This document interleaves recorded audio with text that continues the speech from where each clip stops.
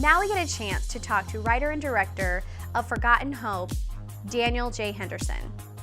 Thanks, Daniel, for sitting down with me today. Thanks for having me. Tell us a little bit about Forgotten Hope and the inspiration behind the story. Sure, so Forgotten Hope is a story about a girl who's struggling in life. And she's a young person, she's been through a lot of hardships, and she's really struggling. So I went through some of these things also as a young person, not specifically sexual abuse, but just the struggle of being a young person, figuring out life, how to deal with things that happen to you. I happen to know that you're not new to the media industry, but that this actually is your first narrative short film. What were some of the challenges that you faced in your very first short film? I mean, it's one thing to watch a movie, but then to make it is a whole different ballgame. There's so many things that you have to watch out for.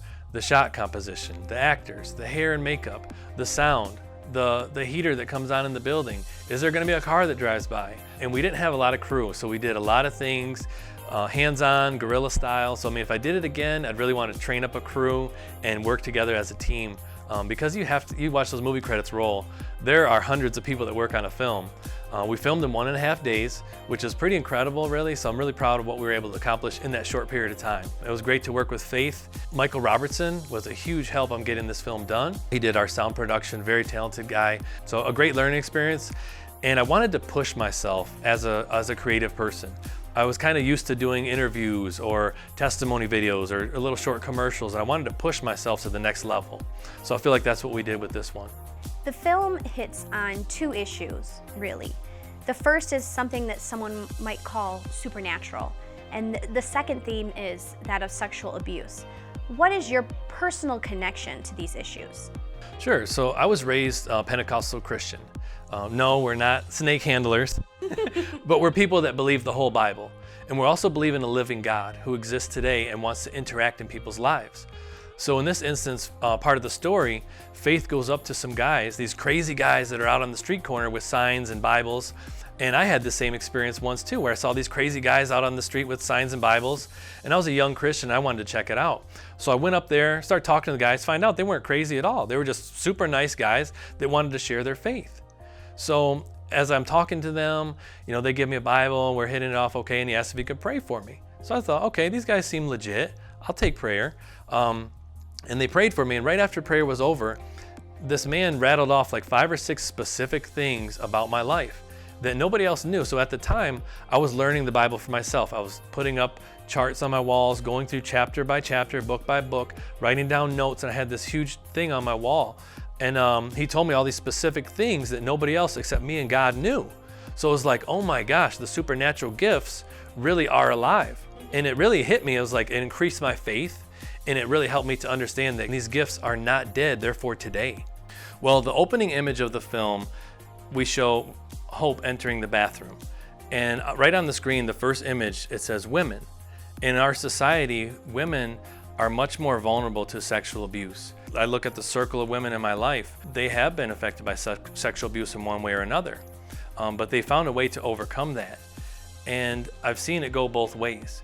When you have a crisis in your life, sometimes people will bury their head in the sand and mask it with drugs, alcohol, relationships, everything else, ignore the problem, or they'll face it head on and they can succeed. Now, nobody wants to face these issues head on, and that's kind of where our story comes in, is it's kind of a roundabout way that God reached out to Hope and helped her find healing. So I wanted to just speak to the women in my life and speak to the women in society that have been hurt, and to let them know that there's someone there for them, and that's God the Father.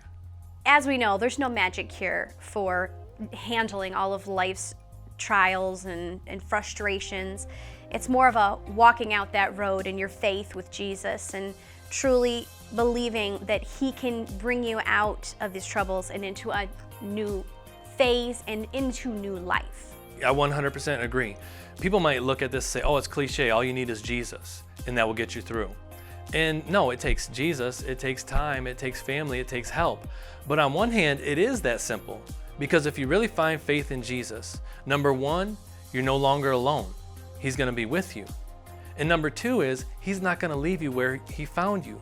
He's going to bring you forward like the loving parent that's all wise and all knowing. And your parent, if you had a good parent, they know you better than anyone else.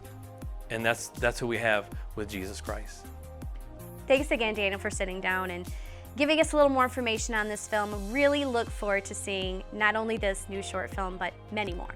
Thanks for having me.